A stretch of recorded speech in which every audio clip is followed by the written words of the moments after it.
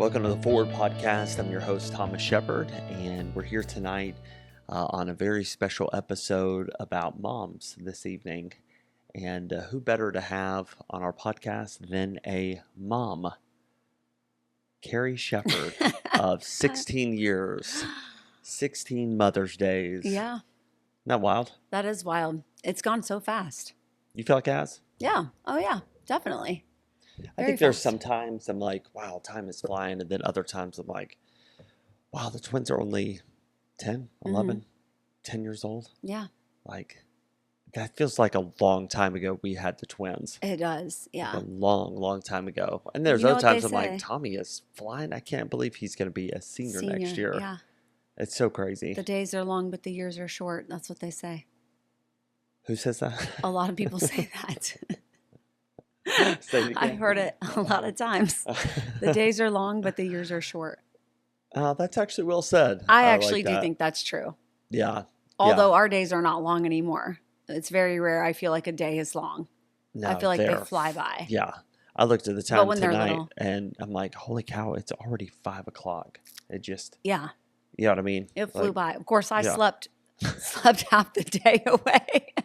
You did. You took a long nap. Good night. I don't know why I napped. That's weird for me. I never nap. You needed it. It's just your guess. body saying it. Yeah. It's just body saying it. Well, tonight, Kara, what I want to do, you haven't seen any of these. And since we are celebrating moms and Mother's Day, I thought it'd be really cool, honestly, just to kind of interview you and get your input, get your wisdom on some questions. Now, these are not going to be, they kind of start out, they're not really softballs. Like some of them are a little bit intense, but there's a lot of them and I can't narrow them down.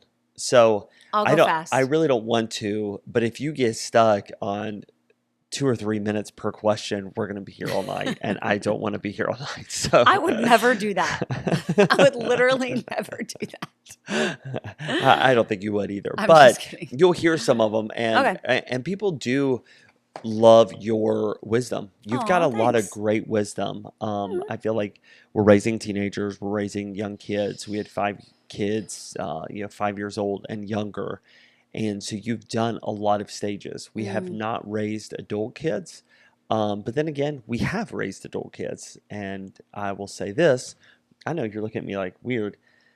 We had adults that lived with us. We raised your sister. We raised my sister. We raised your cousin. I've blocked this all out.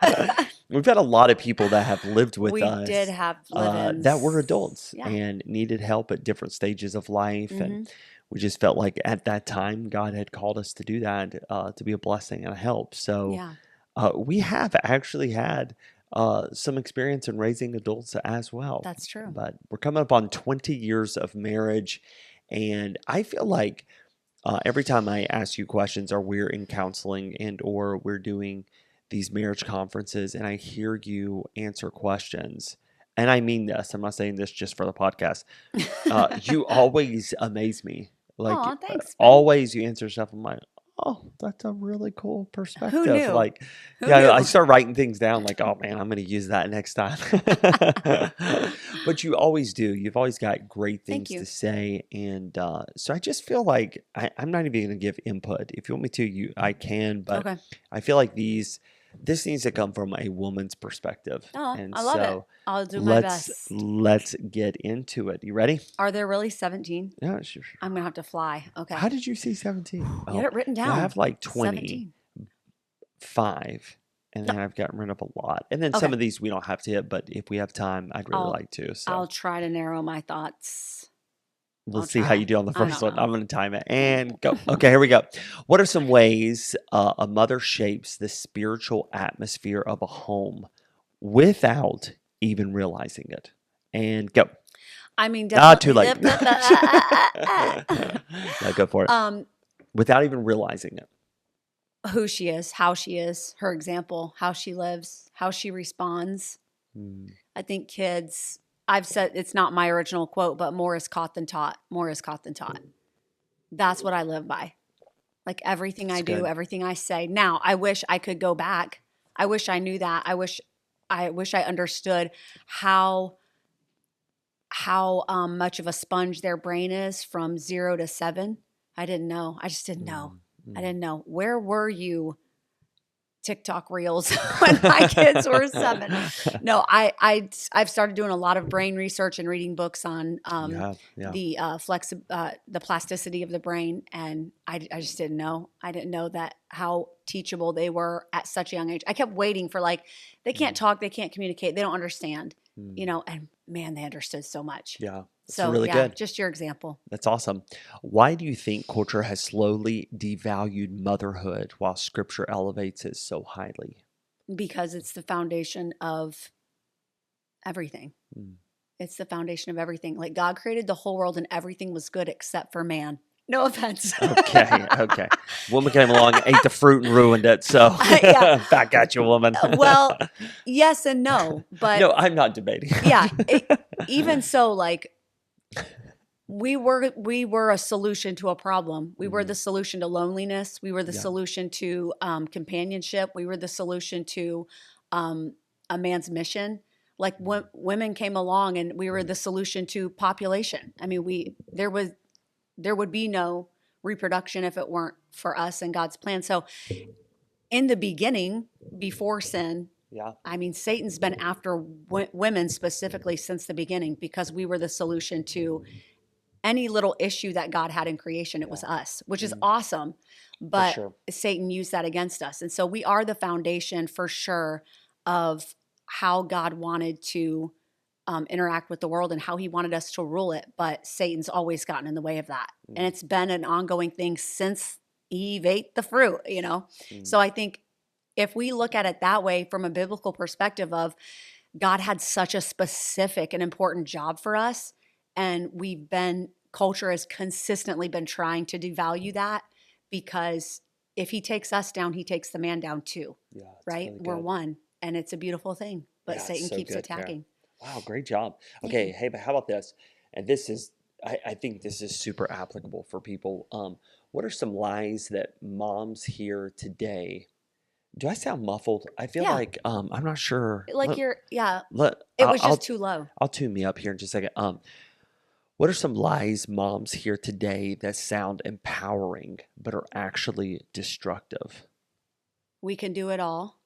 Mm, We can have it all. We can be it all. I that's think those great. are the worst ones. That's really good. How can a mother tell the difference between fear for her children and spiritual discernment for her children? I told you some of these are a little bit deep, Yeah, but those are deep. Can you read this it is again? great. How can a mother tell the difference between fear for her children and spiritual discernment for her children?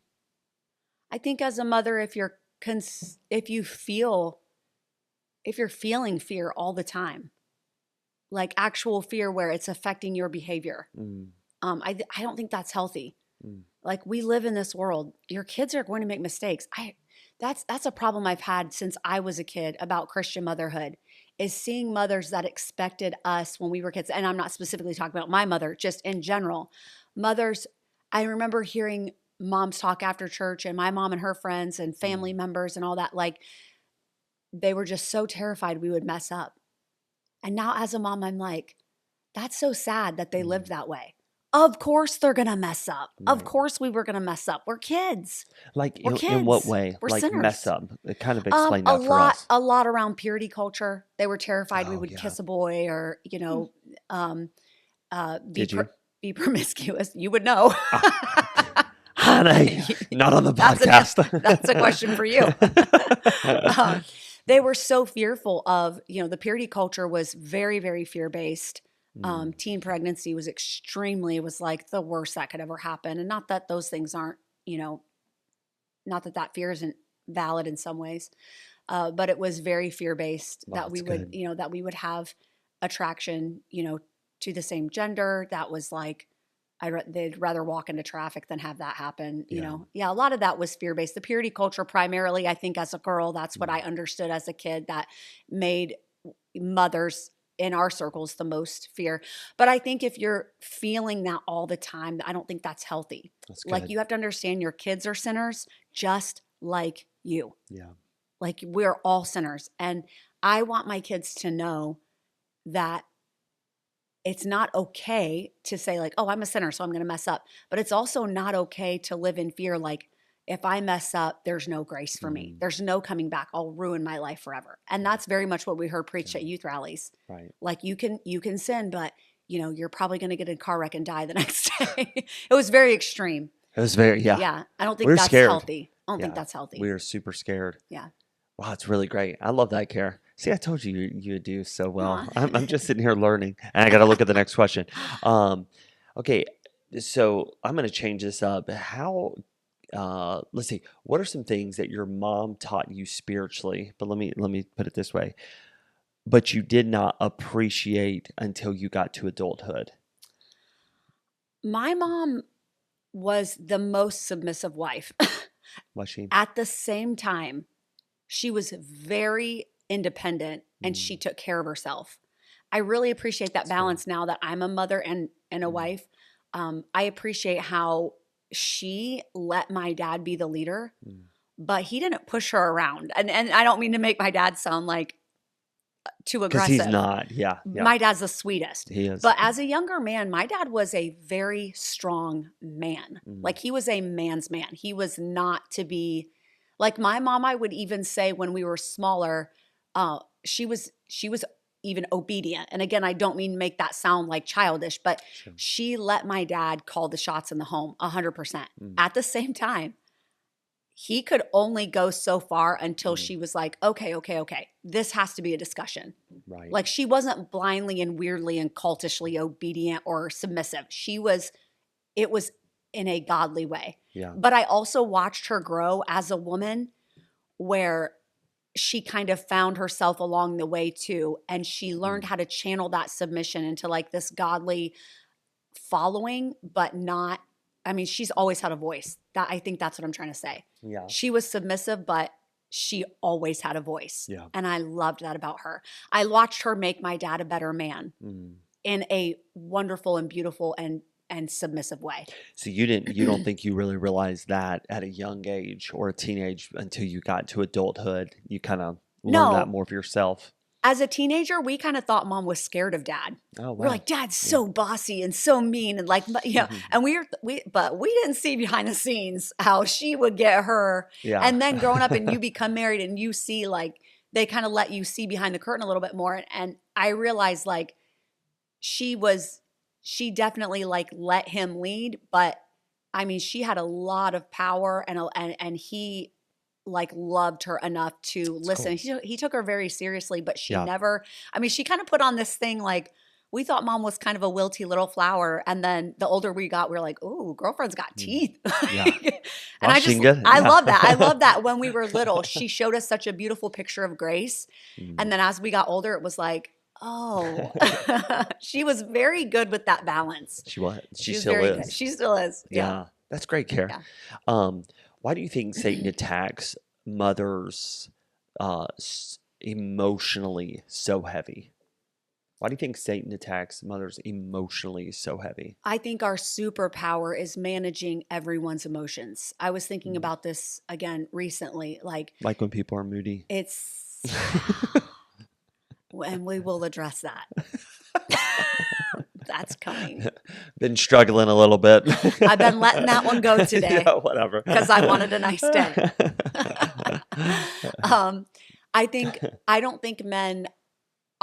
I think men barely can control their own emotions, and that's not a knock on men. I just think that's just how they are. Like that's why literally God created us, is to help them with that.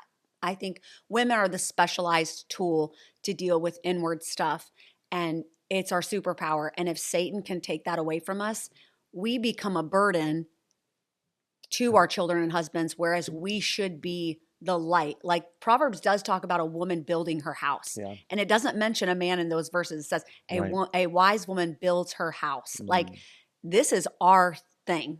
Like building the house emotionally and mentally and spiritually is a very female position. Yeah. Men are to lead the home, but women are to build it. And I think if that can be stripped away, there is chaos to be found.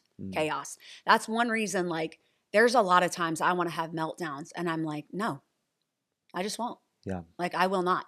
And I will speak to my children out loud and say, like, hey, I'm having a really hard day. Here's what I need. Mm. I really need You're this. good And at that. some days I'm like, I really need quiet, and they'll give it to me. Or some days I'm like, I need you guys to hold mama. I need you to sit with me and just, I need to hold you. Like I'm feeling it today. But teaching our kids how to deal with those emotions, and even teaching our spouse Right. and like helping manage that, like allowing you to have a mood, allowing you to have a bad day, and dealing with everything around you so you can feel that. And it's okay to express that, and it's okay to be in your feelings for a minute, Sure. and Sure. then it's over. I feel that tension. I feel his eyes hit me. I feel it. What are some warning signs a mother is spiritually exhausted instead of spiritually filled? That's Some a warning signs. that's a sister question to the last one. If she's not doing her job managing the emotions, Yeah. if she can't manage the kids, if she can't manage herself, if she's having big swings, super crying one day, super we can do it this day, it's if she's having big swings, Yeah. it's about to go off the rails. Yeah. Like, because again, even the most immature women, like even women that don't know the Lord, it's built in us to manage. Yeah. And especially if she's not dealing well with children, it is our nature to handle children's emotions and to say what's wrong and how can I help, Hmm. and restore them back to a proper place. So I think if you're seeing that go off the rails, it's probably past time for Okay, help. so a lady brings it back and she's feeling more spiritually filled now. So how can moms lead spiritually without becoming controlling? So I let's th- put it as moms and yeah, not wives. yeah. Um, I think, I mean, that kind of gets into the older ages, because you really are like, you do have to be controlling when they're little. Like Mm, that's literally your job, to control and to guide and to lead. But I do think there's room for agency in mm. kids, especially I would say around 11. That's when You you think so? you have to So, start really loosening up and listening a lot more than you talk, mm, and giving agency. Um, a way I've tried really hard to help guide our kids with going to the Word of God for answers is anytime they ask me about something, it's scripture. I try really mm, hard to quote scripture to them. What does the Bible say? The Bible says this, and this is my favorite verse when I'm feeling that way. Just trying to speak the word and yeah, speak life.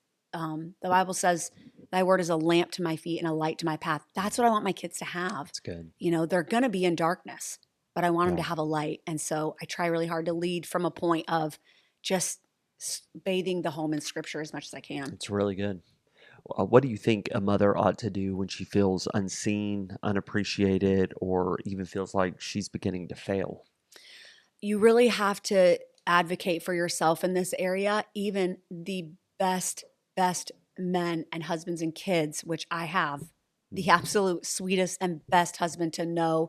But I think it's taken practice and work, sure. because you have grown every year that we've been married. You've gotten better and better with being in tune to my feelings and station. But it did take time, and I think self advocacy is great. Mm, It's not stomping around saying, "You guys do this because I'm mad," and blah blah blah, and I need this. But listen, men can't read our minds, and I yeah. think that's really harmful in a marriage, and it's harmful to your kids too. Mm, You can't expect people to just look at you and know what you need. yeah. And women are kind of fickle. Like sometimes it changes. Sometimes, we need quiet. Sometimes we need cuddles. Sometimes we need food. Most of the Mm, time, we just need food. yeah. So Yeah. I think just speaking up and in a gentle and kind and loving way, saying, "Hey, I just need a half an hour. Like, I Mm, want you guys, to go turn on a movie, and I need a half an hour I just need quiet. mm, Speak up." But most of the time we wait until we're really mad and then we blow up. And that's not the same as speaking up. yeah. So I think good. speaking up gently and speaking what you need and expecting people to help you Right. is the right way. It's really good. So, Kara, we live in a culture where most moms nowadays work outside the home. Hmm. We're not in the 90s anymore. And so, the culture we live in, society, and being able to afford. So, what does biblical motherhood look like for women who do work outside the home? I think the most important thing working outside the home is keeping your eyes fixed on the goal. Mm, The goal in my life is my work is to provide and to assist my family with, because you're the breadwinner and you bring in the money for the bills and for our needs and groceries and things like that. My income is, and I mean, we mix it all together. It's not like we have separate accounts or whatever, but I try to view my income as vacation money, college money for the kids, future weddings. Like, it's all the extras that we want to be able to, provide our family with. And so outside of that, like, sometimes I do get wrapped up in work, and then I'm like, all this is for our family. So I'm not going to take myself away, right? Like, what good is a vacation if you go on it and nobody knows you? Yeah. If I work so hard to afford a beautiful vacation for my family and we go, but nobody wants to be around me, what good is that? Right. Like, I would rather have fewer vacations and more time in the evening sitting around the fire or watching a sunset together or going on a walk with my kids. Like, I don't know. I think sometimes we can let our work and our income be a distraction to the point of like, I'm trying to provide for my family, but are you providing you for your family? Right. Because that's the most important thing. Like, keep your focus on what you're doing it for. Yeah. The very first thing they need is you. And if that's taking away from it, you're behind. Yeah. You're still providing something, and that's valuable, but it's not as valuable as your time. Yeah. So I've tried really hard to keep my focus. And man, I'm such an all or nothing person. Like, when I'm at work, I'm like, just one more thing and then I'll go. Just one more thing and then I'll go. Trust me, I know. It's like an hour later and I'm like, and I'm late again. You were supposed to be leaving. Yes. So I think, like, I've tried to tell myself a lot, like, I'm doing this for them, but this is not the most important thing. Yeah. That's real. So you're raising 5 kids right now. And doing, honestly, you're doing an amazing job. But what are some cultural trends right now that concern you as a mom? For our kids, for youth that are growing up, what's some cultural trends that might not necessarily be wrong, but it's kind of a red flag, like it's concerning? I think the biggest one that concerns me is the lack of independence that children have. Like, I know we want to keep them safe, and there's a big push towards like homesteading and homeschooling and unschooling, and all those things are fine. And I mean, I lean more towards that way than I do their traditional like public school, and we all leave and don't see each other for 8 hours. Like, there's days I hate it. There's days I don't like my kids going to school. At the same time, there can be harm in any lifestyle if you indulge in it to an unhealthy extent. And so I think just a lack of independence, there's this big push, like, you should be around your kids all the time and the family should have a job where they all work together. And it's like, that hasn't been realistic ever in culture and history. I mean, men used to go away for like 2 years at a time to war, and like the families, but they're almost trying to go to the opposite way. Like, families should be together. Yes. Okay. They should some, but we used to leave the house all day. I mean, I was homeschooled and we would get our school done and we would be gone till dark. And it was like, it's fine. Right. Like, we learned how to climb trees and save ourselves from death and cross roads by ourselves. All the time. Yeah. Like, That's so true. My mom didn't sit around and hang out with us all day. She was like, get outside, and she locked the door. It was like, what did she even do all day? I don't know. Because I know we came home and cleaned that house for like 2 hours. I mean, I know she didn't clean the house the whole time we were gone. For a long time, I thought that you always joked about that until one time y'all were on vacation and you, Crystal, Katie, Josh, Jake, everybody was talking about, oh no, they locked the door. Oh, like we legit. Were That's so I heard awesome. one time, like, I had one blanket in the van, and thank the Lord, because I had to throw it out on the lawn. I literally slept outside with my friend. I had a friend over. We had gone out, we lived way out in the country, and we're like out in the woods playing. We come home and the house was locked. The lights were off. We were like, well, guess we're sleeping outside. Of course, there's no Ring doorbell or cell phone. So we're like pounding on the doors. Everybody was upstairs. We just slept outside on the blanket. It was like, it's summer. Oh, well. That's so good. And didn't think anything of it. Like, it was just the days back in the day. We thought it was the best. Oh, the 80s and 90s were a cool time to grow up. I miss it. The older we get, I remember my parents talking about, oh, you guys missed the 50s and the 60s, Yeah. And now we're those old people saying, dude, Our the kids will 80s, the 90s, they were so awesome. Yeah. Our kids They act like we're dinosaurs, I because we're from the know. 1900s. But I think it's it, valuable to have independence. I think extremism yeah, is the danger right, in any respect. Like right, ignoring your kids and never spending time with them, that's extreme. Being cooped up and you never have a break from one another and they're never allowed yeah, to spread their wings, like that's an extreme too. that's true. Sure. Yeah. Okay. So the next two, please be very careful.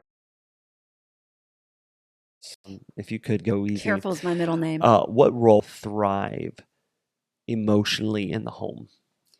Oh, that's easy, babe. You're so good at this. Like just taking care of my emotions and being that boundary between me and the kids.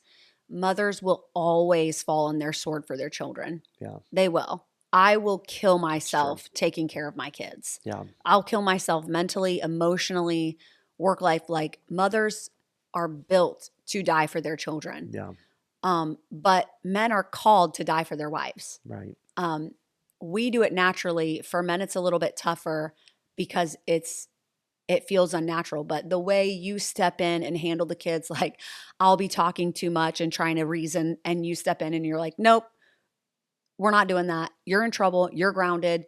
And you're like, don't talk to mom.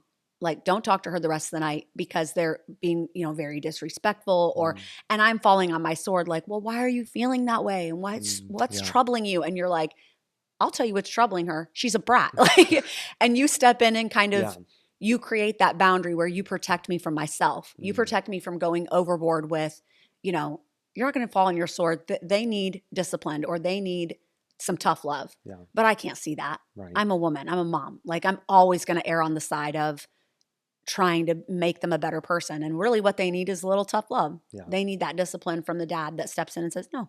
So does a woman appreciate when a man, not just with kids, but in general, when a man does try to step in and help with emotions? Maybe not.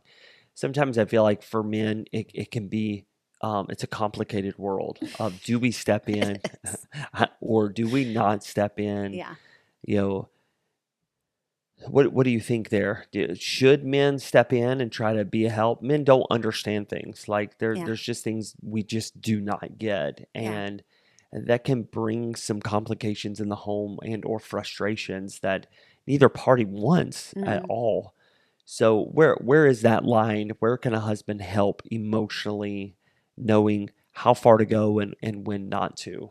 I think there's two things that make it acceptable. Number one is communication, and number two is control. That's good. A woman never appreciates a man stepping in to help her when he loses control of himself. We're trying Yeah. to teach our kids how to control themselves, and then another parent steps in and sabotages it by having zero control of themselves. That's And good. we're sitting there like, hey, you're totally going against I'm just sitting here telling them, I don't care if you're upset. You got to control yourself. And then the dad comes in, or in some cases, the mom, and they're yelling and screaming and losing their mind. It's like, this is not a good example of Yeah. what I was just teaching. So I think if you've got control, if you step in and Mm, say, this conversation is over, I'm stepping in as the leader, we're done here. yeah. And you stay controlled and then to communicate, to go in the room and say, hey, I hope I didn't step on your toes, but I'm giving you outside perspective. They're rolling you over. Right. They're pulling the wool over your eyes. They're lying to you.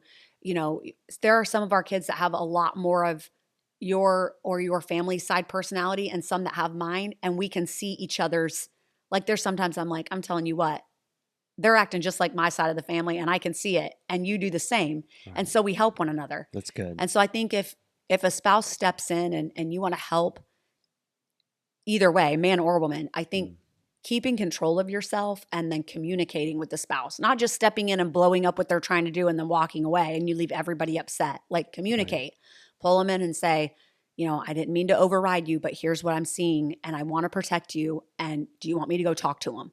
Mm, And 100% of the time when you've done that, because mm, that's what you do, I'm like, yes, I can't do it. yeah. I'm too much. I'm too deep. Like they're tricking me. I'm too deep. And so I'll just, and it's hard in the Yeah. moment. It's Yeah. hard, but Well it's said. always helpful. Well said.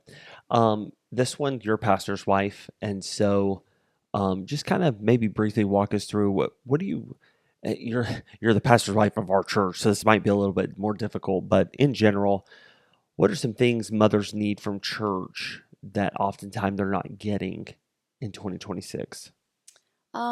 Just understanding. I mean, I just remember so many times like coming in with all my kids were little and I had to be in the nursery every Sunday because somebody's crying or needs to eat or whatever.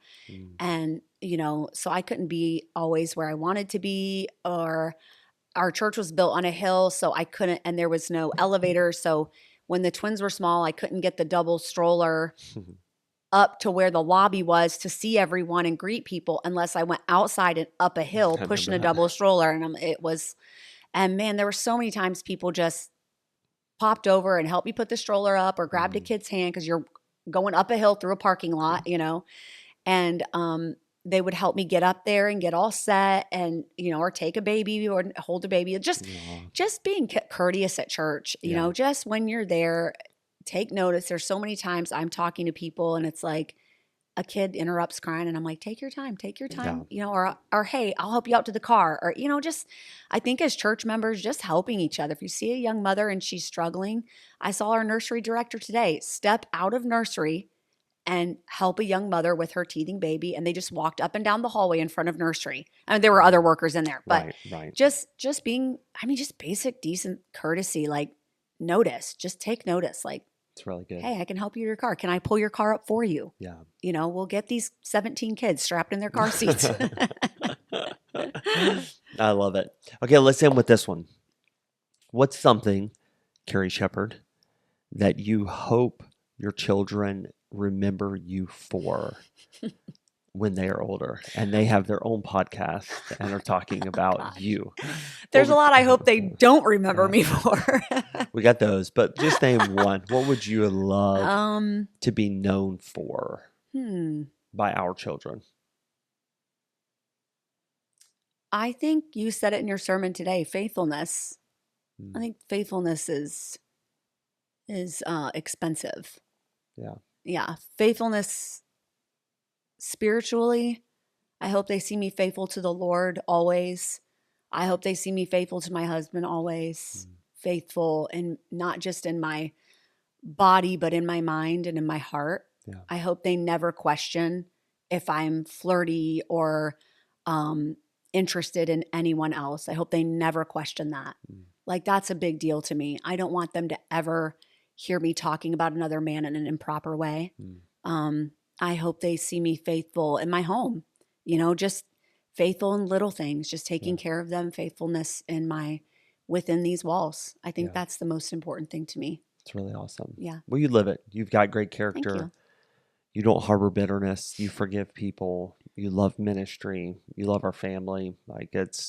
You definitely live everything that we talked about tonight. And so thanks for sharing your mind with us. It was really great. You did. We got through all of them. So it's pretty amazing. Hard. I don't even know. Yeah, we're 30 minutes in this thing, but you've done great. You've done great. So good deal. To all our moms out there, happy Mother's Day to you. I hope that it was a really excellent one. And man, we'll see you next week. We've got a couple really good episodes that are coming up here that I think you're really going to enjoy. The different topics that we have, and some of them a little bit deeper and other ones pretty light. So make sure if this affects your life, share it with somebody and let them know the Forward Podcast, that we definitely care about you and your families and helping you move forward. Hey, thanks for listening once again. We will see you next week.